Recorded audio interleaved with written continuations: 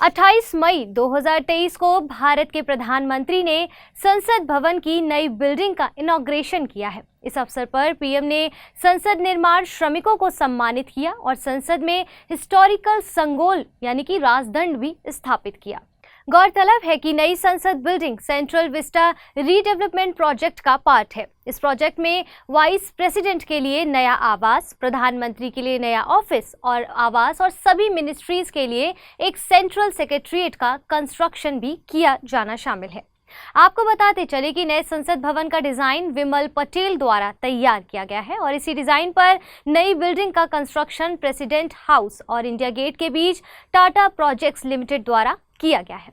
इस बिल्डिंग में फ्यूचर के पार्लियामेंट एक्सपेंशन को ध्यान में रखते हुए लोकसभा के लिए 888 सीटें और राज्यसभा सदस्यों के लिए 384 सीटें बनाई गई हैं। इसमें एक कॉन्स्टिट्यूशन हॉल, एक लाइब्रेरी और कमिटी चैम्बर भी है। इसे rain water harvesting, solar panel, waste management और नेचुरल वेंटिलेशन जैसी सुविधाओं के लिए इको फ्रेंडली और एनर्जी एफिशिएंट बनाया गया है। इंडियन स्पेस रिसर्च ऑर्गेनाइजेशन ने 29 मई को श्रीहरिकोटा स्थित सतीश धवन स्पेस सेंटर से NVS-01 सैटेलाइट लॉन्च किया है। इसे GSLV F-12 रॉकेट द्वारा जियोसिंक्रोनस ट्रांसफर ऑर्बिट में डिप्लॉय किया गया है। ये सैटेलाइट 2016 में लॉन्च IRNSS-1G सैटेलाइट को रिप्लेस करेगी, जो regional navigation satellite system NavIC की 7वीं सैटेलाइट है। गौरतलब है कि भारत ने कारगिल वॉर, जो कि 1999 में हुआ था, उसके दौरान पाकिस्तानी सैनिकों की घुसपैठ को जानने के लिए अमेरिका से मदद मांगी थी। उस दौरान अमेरिका ने भारत को GPS सपोर्ट देने से मना कर दिया था और इससे सबक लेते हुए भारत ने अपना रीजनल नेविगेशन सैटेलाइट सिस्टम बनाने का डिसीजन लिया और इसी क्रम में 2006 में नेविक के रूप में भारत के इंडिजिनस नेविगेशन सिस्टम को अप्रूव किया गया है। हालांकि इसके 2011 तक पूरे होने की उम्मीद थी, लेकिन 2018 में ये ऑपरेशनल हो पाया। आपको बताते चलें कि नेविक 7 सैटेलाइट के कॉन्स्टलेशन से बने एक रीजनल नेविगेशन सैटेलाइट सिस्टम है। ये नेविगेशन सिस्टम भारत और उसकी सीमा से 1500 किलोमीटर तक के क्षेत्र को कवर करता है। इसका यूज टेरेस्ट्रियल, एरियल और marine transportation, location based services, personal mobility, resources monitoring और साइंटिफिक रिसर्च के लिए किया जाता है। ये सैटेलाइट सिस्टम एयरक्राफ्ट और शिप के साथ साथ रोड पर चलने वाले पैसेंजर्स को भी सपोर्ट प्रोवाइड करता है। ये इंडियन नेविगेशन सिस्टम गूगल की तरह विजुअल और वॉइस नेविगेशन फीचर से भी लेस है। हाल ही में भारत सरकार के नई दिल्ली में रिवॉर्ड प्रोग्राम की रिव्यू मीटिंग कंडक्ट की गई है। रिवॉर्ड यानी कि rejuvenating watersheds for agricultural resilience through innovative development World Bank के सपोर्ट से चलाया जा रहा है। वाटरशेड डेवलपमेंट ये प्रोग्राम है और इसे 2021 से 2026 तक के लिए लागू किया जा रहा है। दरअसल रिवॉर्ड प्रोग्राम का ऑब्जेक्टिव्स नेशनल और स्टेट इंस्टीट्यूट्स की वाटरशेड मैनेजमेंट कैपेसिटी को स्ट्रेंथ करना है। इससे पार्टिसिपेटिंग स्टेट्स के सेलेक्टेड वाटरशेड में किसानों की रेजिलियंस और सपोर्ट वैल्यू चेन को इंक्रीज किया जा सकेगा। आपको बताते चलें कि 2021 से 2026 तक के प्रोग्राम पीरियड के लिए रिवॉर्ड का टोटल बजट आउटले 167.71 मिलियन अमेरिकी डॉलर है। इस प्रोग्राम को सपोर्ट करने के लिए बेंगलुरु में एक सेंटर फॉर एक्सीलेंस का भी एस्टेब्लिशमेंट किया गया है और वर्तमान में ये प्रोग्राम रूरल डेवलपमेंट मिनिस्ट्री द्वारा मॉडर्न वाटरशेड प्रैक्टिसेस लागू करने के लिए कर्नाटक और ओडिशा में चलाया जा रहा है। हाल ही में इंडियन नेवी और रॉयल सऊदी नेवल फोर्स के बीच बाइलेटरल एक्सरसाइज अल मोहम्मद अल हिंदी 23 कंडक्ट की गई है।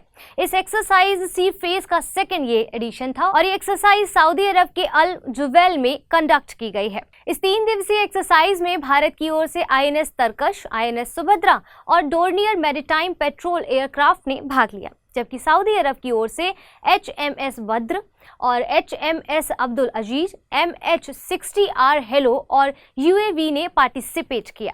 और आपकी जानकारी के लिए आपको बताते चलें कि अल मोहम्मद अल हिंदी भारत और सऊदी अरब के बीच पहली नेवल एक्सरसाइज है।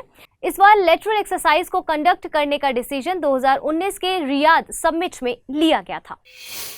भारत के प्रधानमंत्री ने 29 मई को नॉर्थ ईस्ट की पहली semi high speed train Vande Bharat express को वर्चुअली हरी झंडी दिखाकर रवाना किया है। ये ट्रेन पश्चिम बंगाल के न्यू जलपाईगुड़ी से असम के गुवाहाटी तक जाएगी और ये ट्रेन अपने 410 किलोमीटर के सफर में न्यू अलीपुरद्वार, कोकराझार, न्यू बोंगाईगांव और कामाख्या स्टेशंस को कवर करते हुए गुवाहाटी पहुंचेगी।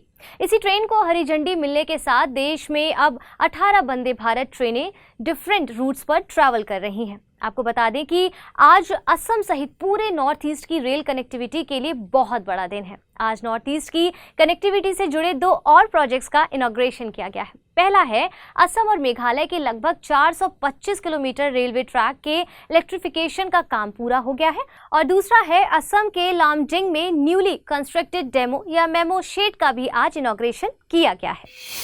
हाल ही में चीन की सरकारी समाचार एजेंसी शिन्हुआ ने चीन 2030 तक चंद्रमा पर पहली ह्यूमन लैंडिंग कराने की योजना पर काम कर रहा है। हालांकि इससे पूर्व चीन चंद्रमा पर अनमैन्ड मिशन को सक्सेसफुली लॉन्च कर चुका है। इस अनमैन्ड मिशन में भेजे गए आर्मर रोवर चांग E5 की मदद से चीन चंद्रमा से रॉक सैंपल लाने में सफल रहा था। वहीं गौरतलब है कि चीन ने मैन्ड मून मिशन भेजने की घोषणा ऐसे समय में की है जब अमेरिकी अंतरिक्ष एजेंसी यानी कि नासा अपना दूसरा मैन्ड मून मिशन भेजने की योजना बना रहा है और 2025 तक प्रोजेक्टेड इस मिशन की मदद से नासा चंद्रमा के साउथ पोल पर जमे पानी का इन्वेस्टिगेशन करना चाहती है। कहा तो ये भी जा रहा है कि इस मिशन के थ्रू चीन का इरादा मानव को चंद्रमा पर सिर्फ उतारने का नहीं है, बल्कि चीन चंद्रमा पर एक स्थायी बेस बनाना चाहता है। इसे उसने इंटरनेशनल मून रिसर्च सेंटर नाम दिया है। आपको अतिरिक्त जानकारी के लिए ये भी बताते चले, इस मिशन के एक स्टेप के रूप में चीन ने तियांगोंग स्पेस स्टेशन को डेवलप किया है, जो किसी इंडिविजुअल देश का पहला स्पेस स्टेशन है। अमेरिका में एक व्यक्ति की हाल ही में रेयर पोवासन वायरस इन्फेक्शन से डेथ हो गई है। इस वर्ष अमेरिका में इस वायरस का पहला घातक मामला है। गौरतलब है कि इस वायरस का इन्फेक्शन मेनली नॉर्थ अमेरिका के ग्रेट लेक्स एरिया में देखा जाता है और इसका स्प्रेडिंग सीजन स्प्रिंग और विंटर सीजन के बीच का समय होता है। ये वायरस मानव में इन्फेक्टेड डियर टिक्स या फिर ग्राउंड हॉक टिक्स या स्क्विरल टिक्स के काटने से फैलता है। इस वायरस का नाम पोवासन ओंटारियो के नाम पर रखा गया है और इसे पहली बार 1958 में पोवासन में ही खोजा गया था। पोवासन वायरस को टिक टिक टाइम बम भी कहा जाता है। इस वायरस इन्फेक्शन के स्टार्टिंग डेज में बुखार, सरदर्द, वॉमिटिंग और वीकनेस फील हो सकती है। कई बार ये वायरस इंसेफ्लाइटिस या फिर मेनिंजाइटिस का भी रीजन बन जाता है। अभी तक इस वायरस के इन्फेक्शन को रोकने या ट्रीटमेंट के लिए कोई मेडिसिन अवेलेबल नहीं है। आराम करने, लिक्विड प्रोडक्ट्स और पेन किलर्स लेने से इन्फेक्टेड पर्सन को कुछ रिलीफ अवश्य मिलता है।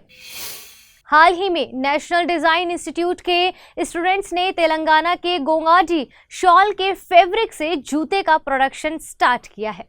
इस शूज़ की प्रोडक्शन यूनिट ने किसानों के लिए जूतों को सस्ता रखने के लिए क्रॉस सब्सिडी का इस्तेमाल किया है, यानी किसान लगभग 900 रुपये में बिना रंग का मॉडल खरीद सकेंगे, जबकि सिटी एरियाज में कलर्ड मॉडल के लिए 2500 रुपये की कीमत रखी गई है। ये शूज़ वाटरप्रूफ है और सभी मौसम में यूज़ किए जा सकते हैं। इस शूज़ के हेल्प से लोकल किसानों को सांप डसने और फंगल इन्फेक्शन जैसी डेली लाइफ की प्रॉब्लम से राहत मिलने की उम्मीद है। आपको बताते चले कि गोगाडी शॉल तेलंगाना के इंडिजिनस ऊनी शॉल है। इस शॉल को ट्रेडिशनली कुरमा और कुरवा कम्युनिटी द्वारा बुना जाता है। इस शॉल के निर्माण में स्थानीय रूप से नल्ला गोर्रे नामक स्वदेशी दक्कनी भेड़ के ऊन का यूज किया जाता है और साथ ही इसे नेचुरल या सिंथेटिक रंगों का यूज किए बिना बायोलॉजिकली प्रोड्यूस किया जाता है। हाल ही में असम मेघालय कैडर के रिटायर्ड IAS प्रवीण कुमार श्रीवास्तव ने नए सेंट्रल विजिलेंस कमिश्नर के पद की शपथ ली। इस प्रकार प्रवीण श्रीवास्तव भारत के 19 CVC बन गए हैं। गौरतलब है कि श्री श्रीवास्तव सुरेश एन पटेल का टेन्योर खत्म होने के बाद दिसंबर 2022 से एक्टिंग CVC के रूप में कार्य कर रहे थे। आपको बताते चले कि सेंट्रल विजिलेंस कमीशन को भारत सरकार द्वारा करप्शन प्रिवेंशन यूनिट के रूप में 1964 में स्टेब्लिश किया गया। इसे शुरू में के संथानम समिति की रिकमेंडेशन पर एग्जीक्यूटिव ऑर्डर द्वारा गठित किया गया था और बाद में सेंट्रल विजिलेंस कमीशन एक्ट 2003 के तहत इसे वैधानिक दर्जा भी दिया गया। इस एक्ट के तहत सेंट्रल विजिलेंस कमिश्नर और विजिलेंस कमिश्नर का कार्यकाल 4 वर्ष या फिर 65 वर्ष की आयु पूरा होने तक निर्धारित किया गया है। भारतीय सेना ने 29 मई को 75th union peace keeping forces international day celebrate किया है। इस ओकेजन पर भारत ने आसियान के साथ एक स्पेशल रक्षा सहयोग पहल कंडक्ट करने की अनाउंसमेंट की है। इस पहल में आसियान मेंबर स्टेटस की वुमेन पीस ट्रूप्स के लिए एक टेलर मेड कोर्स और वुमेन ऑफिसर्स के लिए टेबल टॉप एक्सरसाइज कंडक्ट करने का डिसीजन लिया गया है। गौरतलब है कि इस पहल पर सहमति 2022 में सीएम रीप कंबोडिया में आयोजित भारत एशियान डिफेंस मिनिस्टर्स की बैठक के दौरान बनी थी। आपकी जानकारी के लिए आपको ये भी बताते चले कि भारत यूएनपीके के टॉप ट्रूप कंट्रीब्यूटर कंट्रीज में से एक है। वर्तमान में यूनाइटेड नेशंस के 12 मिशनों में भारत के लगभग 5,900 सैनिक तैनात हैं। वहीं यूएन पीस एस्टेब्लिशमेंट बजट में भारत का योगदान 0.16% है। 29 मई को आईपीएल के 16th सीजन का final match Chennai super Kings और गुजरात टाइटंस के बीच हुए फाइनल मैच को सीएसके ने 5 विकेट से जीत लिया। इसी आईपीएल सीजन को जीतने के साथ ही चेन्नई सुपर किंग्स ने मुंबई इंडियंस के 5 आईपीएल ट्रॉफीज के रिकॉर्ड की भी बराबरी कर ली है और टाटा द्वारा स्पॉन्सर्ड ये आईपीएल 2023 शुभमन गिल के लिए बहुत खास रहा। उन्हें इस सीजन का प्लेयर ऑफ द टूर्नामेंट, सबसे ज्यादा रन बनाने पर दी जाने वाली ऑरेंज कैप और most valuable player of the season के अवार्ड से नवाजा गया। वहीं इस टूर्नामेंट के दौरान सबसे ज्यादा विकेट लेने पर दी जाने वाली पर्पल कैप के लिए मोहम्मद शमी को चुना गया है। आपको बताते चले कि आमतौर पर मार्च से मई के बीच होने वाले इस मेंस टी20 लीग की शुरुआत 2008 में हुई थी। इस टूर्नामेंट में city based 10 franchises team participate करती हैं। हाल ही में नए संसद भवन का इनॉग्रेशन किया गया है और इस बिल्डिंग के कॉन्स्टिट्यूशन हॉल की छत से एक फेकॉल्ट पेंडुलम लटकाया गया है। ये पेंडुलम कॉस्मोस के आइडिया के साथ भारत के आइडिया के इंटीग्रेशन को सिंबलाइज करता है। साथ ही ये पेंडुलम भारतीय संविधान के आर्टिकल 51A की साइंटिफिक टेम्परामेंट डेवलप करने की स्पिरिट को भी शो करता है। इस पेंडुलम को national council of science museum Kolkata द्वारा निर्मित किया गया है और गन मेटल से बने इस पेंडुलम के सभी पार्ट्स पूरी तरह से भारत में बने हैं। इस पेंडुलम की ऊंचाई 22 मीटर और इसका वजन 36 किलोग्राम है। गौरतलब है कि 19वीं सेंचुरी में पहली बार फ्रेंच फिजिसिस्ट लियोन फेकॉल्ट ने इस पेंडुलम को यूज किया था। उन्हीं के नाम पर इस पेंडुलम का नाम फोकॉल्ट रखा गया है। इस पेंडुलम के थ्रू उन्होंने अर्थ रोटेशन को डेमोन्स्ट्रेट किया था। आपको बताते चले कि भारत में इस तरह का पहला पेंडुलम 1991 में inter university centre for astronomy and astrophysics Pune में स्थापित किया गया था। हाल ही में वाराकुंडा नेटवर्क ने साइबर स्कैम से जुड़ी एक रिपोर्ट जारी की है। इसके अनुसार 2022 में भारत के 53% ऑर्गेनाइजेशन किसी न किसी स्फीयर फिशिंग के शिकार हुए हैं। इस रिपोर्ट में यह भी कहा गया है कि एक पर्टिकुलर ऑर्गेनाइजेशन के मेल एड्रेस पर day 5 highly personalised spear phishing emails आते हैं। ये spear phishing attacks email based attacks का केवल 0.1% है, लेकिन 66% ईमेल रिलेटेड ब्रीच के लिए रिस्पॉन्सिबल है। दरअसल यह एक टारगेटेड ईमेल स्कैम है और इसमें टारगेटेड अटेम्प्ट के थ्रू किसी अकाउंट से अकाउंट क्रेडेंशियल्स या फाइनेंशियल इंफॉर्मेशन चोरी करने का प्रयास किया जाता है। इस स्कैम में सोशल इंजीनियरिंग टेक्निक का यूज करके विक्टिम को मैलिशियस लिंक या फिर अटैचमेंट पर क्लिक करने पर मोटिवेट किया जाता है।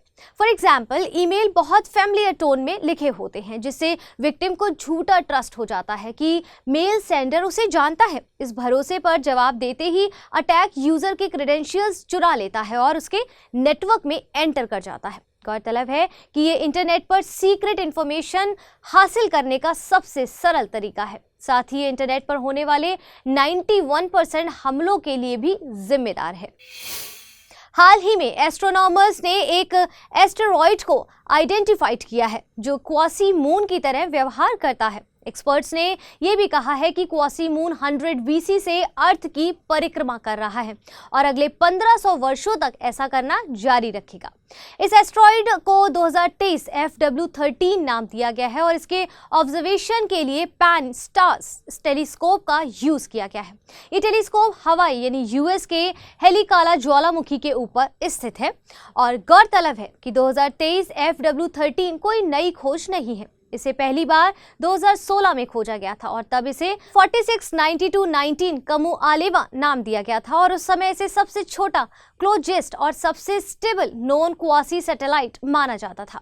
इस क्वासी सैटेलाइट की मून की तरह अर्थ के चारों ओर ऑर्बिटल पैटर्न फॉलो करने के कारण क्वासी मून कहा जाने लगा। और आपको बताते चले कि इस क्वासी मून लूप की रेडियस लगभग 0.18 एस्ट्रोनॉमिकल यूनिट्स है।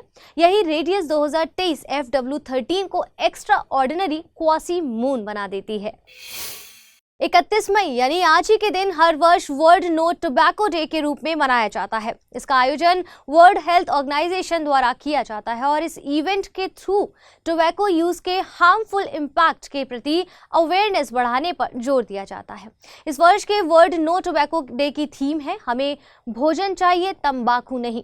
गौरतलब है कि ये पहल टोबैको छोड़ने के महत्व पर जोर देता है और टोबैको कंट्रोल को बढ़ावा देने के लिए दुनिया भर में डिफरेंट टास्क और कैंपेन कंडक्ट किए जाते हैं। आपको बताते चलें कि इस वर्ष के ग्लोबल कैंपेन का ऑब्जेक्टिव टोबैको फार्मर्स के लिए ऑप्शनल क्रॉप अवेलेबल कराना है, उन फसलों की मार्केटिंग के बारे में अवेयरनेस फैलाना है और इस तरह से no tobacco day tobacco related बीमारियों के बोझ को कम करने और एक हेल्दी सोसाइटी को बढ़ावा देने में महत्वपूर्ण भूमिका भी निभाता है। 31 मई को यूएस हाउस ऑफ रिप्रेजेंटेटिव्स ने डेब्ट सीलिंग बिल पास कर दिया है। इस बिल का 5 जून के पहले पास होना यूएस के लिए राहत की खबर है। गौरतलब है कि अमेरिकी सरकार ने जनवरी में अपनी डेब्ट लिमिट को पार कर लिया था। इस पर यूएस ट्रेजरी डिपार्टमेंट ने चेतावनी दी थी कि जून 2023 के पहले सप्ताह तक यूएस का अकाउंट रिजर्व समाप्त हो जाएगा। इस टाइम लिमिट के बाद सरकार अपने खर्च चलाने की सिचुएशन में ही नहीं रह गई। आपकी जानकारी के लिए आपको बताते चले कि अमेरिका में डेब्ट सीलिंग का कॉन्सेप्ट 1917 में यानी कि प्रथम विश्व युद्ध के दौरान आया। यूएस कांग्रेस ने सरकार के उधार लेने की एक सीमा बनाई। साथ ही ये रूलिंग भी बनाई कि इस डेब्ट सीलिंग को केवल कांग्रेस यानी कि हाउस और सीनेट के अप्रूवल के ही इंक्रीज किया जा सकेगा। यह सीलिंग राष्ट्रपति की खर्च करने की क्षमता को कम करने के लिए बनाई गई थी। 1939 में डेब्ट सीलिंग ने अपना वर्तमान रूप लेना शुरू किया है। हाल ही में अजय यादव को solar energy corporation of India limited यानी कि SECI का प्रबंध निदेशक अपॉइंट किया गया है। वे बिहार कैडर के 2005 बैच के IAS अधिकारी हैं और गौरतलब है कि SECI की स्थापना सितंबर 2011 को सेंट्रल पब्लिक सेक्टर इंटरप्राइजेस के रूप में की गई थी। इसे हाल ही में मिनी रत्न कैटेगरी 1 में शामिल किया गया है और ये नवीकरणीय ऊर्जा मंत्रालय की ग्लोबल कमिटमेंट्स को पूरा करने के लिए रिन्यूएबल प्रोजेक्ट्स एस्टेब्लिश करने की प्रिंसिपल इम्प्लीमेंटिंग एजेंसी है। SECI ने अब तक 58 GW से अधिक की renewable energy project capacity provide की है। SECI सेल्फ इन्वेस्टमेंट प्रोजेक्ट और other public sector organisations projects के लिए प्रोजेक्ट मैनेजमेंट कंसल्टेंट के रूप में भी कार्य करती है। आपको यहां बता दें कि SECI को इंटरनेशनल क्रेडिट रेटिंग एजेंसी द्वारा AAA की हाईएस्ट क्रेडिट रेटिंग प्राप्त है। इन दिनों कोविड-19 की तरह एक अन्य रेस्पिरेटरी वायरस का खतरा दुनिया पर छाया हुआ है। इसे ह्यूमन मेटान्यूमो वायरस नाम दिया गया है। ये स्पेशली छोटे बच्चों के रेस्पिरेटरी ट्रैक्ट को इन्फेक्ट करता है। गौरतलब है कि HMP वायरस विंटर और स्प्रिंग में सीरियस रेस्पिरेटरी डिजीज का रीजन बन सकता है। इसका इंक्यूबेशन पीरियड लगभग 3 से 6 दिनों का होता है और बीमारी से उबरने की अवधि इसकी गंभीरता पर निर्भर करती है।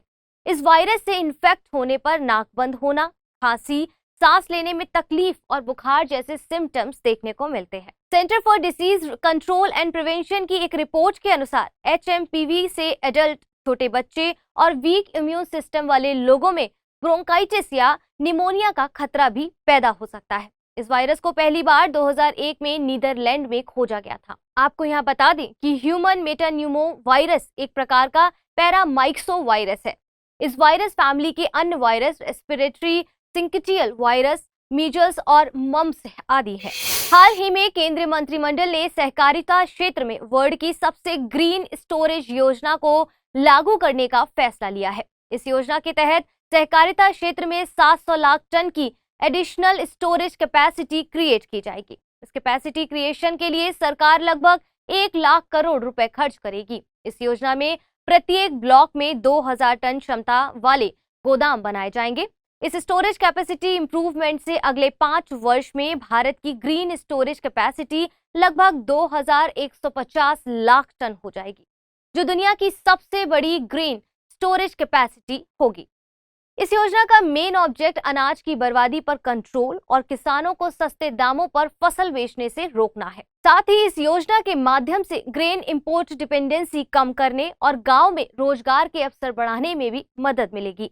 सहकारिता मंत्रालय इस प्रोजेक्ट को मिशन मोड पर लागू करने से पहले कम से कम 10 सिलेक्टेड डिस्ट्रिक्ट्स में पायलट प्रोजेक्ट के रूप में लागू करेगा और बाद में इसे सभी राज्यों में लागू कर दिया जाएगा। Union ministry of electronics and IT Bharat को दुनिया की रिपेयरिंग कैपिटल बनाना चाहती है। इस विजन को पूरा करने के लिए electronics repair services outsourcing pilot पहल की शुरुआत की है। प्रोजेक्ट का ऑब्जेक्टिव भारत को इलेक्ट्रॉनिक प्रोडक्ट्स रिपेयर सेंटर के रूप में कन्वर्ट करना है। इसकी मदद से भारत सरकार अगले 5 साल में ग्लोबल रिपेयरिंग सर्विसेज मार्केट से $20 बिलियन तक का रेवेन्यू कमाने की उम्मीद कर रही है। साथ ही इसके जरिए रोजगार के लाखों अवसर भी पैदा होंगे और शुरू में इसे 3 महीने के लिए पायलट बेसिस पर बेंगलुरु में कंडक्ट किया जा रहा है। इस प्रोग्राम में फ्लेक्स, लेनोवो, CTDI, R-Logic और F4 रिजर्व ने वॉलंटरली पार्टिसिपेट किया है। आपकी जानकारी के लिए आपको यहाँ बताते चले कि रिपेयर्ड प्रोडक्ट्स को घरेलू बाजार में बेचने की अनुमति नहीं होगी। हाल ही में भारत को सेंट्रल लेबोरेटरी नेटवर्क का नया मेंबर बनाया गया है। ये नेटवर्क एक ग्लोबल कोलैबोरेशन है जिसका एम पैंडेमिक और एपिडेमिक डिसीज के आउटब्रेक के दौरान वैक्सीन्स की टेस्टिंग करना है। दरअसल एक ऑर्गेनाइजेशन है, coalition for epidemic preparedness innovation, जो इन्फेक्शियस डिसीजेस को टैकल करने पर फोकस्ड है। इस ऑर्गेनाइजेशन को 2017 में दावोस यानी कि स्विट्जरलैंड में स्टेब्लिश किया गया था। इसका हेडक्वार्टर ओस्लो यानी नॉर्वे में है। इसकी CEPI एक सब्सिडियरी के रूप में CLN को क्रिएट किया गया है, जिसमें 13 देशों के 15 पार्टनर फैसिलिटीज शामिल हैं।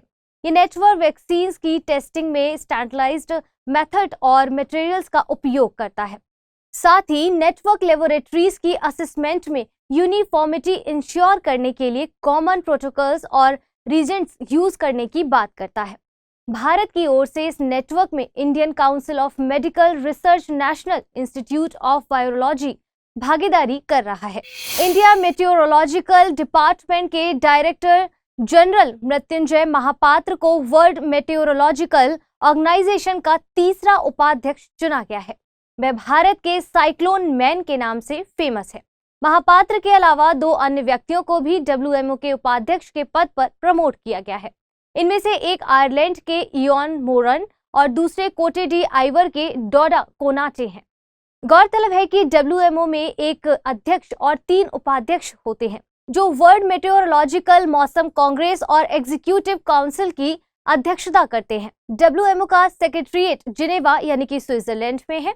इन दोनों WMO एक और वजह से चर्चा में बना हुआ है। WMO ने अर्जेंटीना की प्रो सेलेस्टे साउलो को अपना नया सेक्रेटरी जनरल अपॉइंट किया है। साउलो WMO की सेक्रेटरी जनरल बनने वाली पहली महिला है। वहीं UAE के अब्दुल्ला अल मंडोस को 4 साल के कार्यकाल के लिए WMO का अध्यक्ष चुन लिया गया है। हाल ही में इंडियन लॉ कमीशन ने एक रिपोर्ट जारी की है। इस रिपोर्ट में आंतरिक सुरक्षा खतरों के कारण कुछ अमेंडमेंट्स के साथ राजद्रोह कानून को बनाए रखने की रिकमेंडेशन की है। आयोग ने कहा है कि राजद्रोह कानून के प्रावधानों में और अधिक क्लियरिटी के लिए केदारनाथ सिंह मामले में सुप्रीम कोर्ट के फैसले से मदद ली जानी चाहिए। लॉ कमीशन ने यह भी कहा है कि भारत की एकता और अखंडता की रक्षा के लिए राजद्रोह कानून आवश्यक है और नागरिकों की फ्रीडम तभी एश्योर की जा सकती है जब राज्य की सुरक्षा एश्योर की जाए। इस कॉन्टेक्स्ट में आयोग ने रिकमेंड किया है कि राजद्रोही को मिनिमम 3 साल से 7 साल तक की जेल के साथ पनिशेबल बनाया जाए। दरअसल कुछ दिनों पहले ही सुप्रीम कोर्ट ने राजद्रोह कानून पर रोक लगा दी थी। इस रोक के बाद सेंट्रल और स्टेट गवर्नमेंट्स IPC की धारा 124A के तहत राजद्रोह कानून का कोई भी मामला दर्ज नहीं कर सकते थे। सुप्रीम कोर्ट का कहना था कि यह एक कॉलोनियल लॉ है। इसका उपयोग अंग्रेजों ने भारत के फ्रीडम मूवमेंट को दबाने के लिए किया था। इसे आजादी के 75 साल बाद बदलने की जरूरत है। हाल ही में men's hockey junior Asia cup का फाइनल ओमान के सलालाह में खेला गया।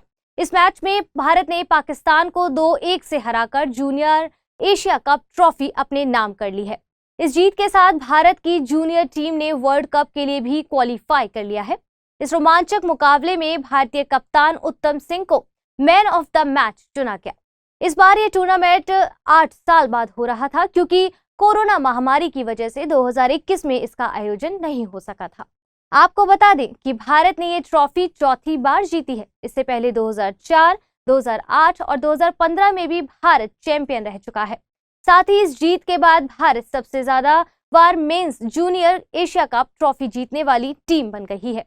जूनियर टीम की इस जीत के बाद हॉकी इंडिया के एग्जीक्यूटिव बोर्ड्स ने प्लेयर्स को 2-2 लाख और सपोर्ट स्टाफ को 1-1 लाख रुपए देने की अनाउंसमेंट की है। The European organisation for nuclear research के साइंटिस्ट ने हिग्स बोसान से जुड़ी एक नई अनाउंसमेंट की है। साइंटिस्ट ने पाया है कि एक रेयर प्रोसेस में हिग्स बोसोन एक जेड बोसोन और एक फोटोन में बदल जाता है।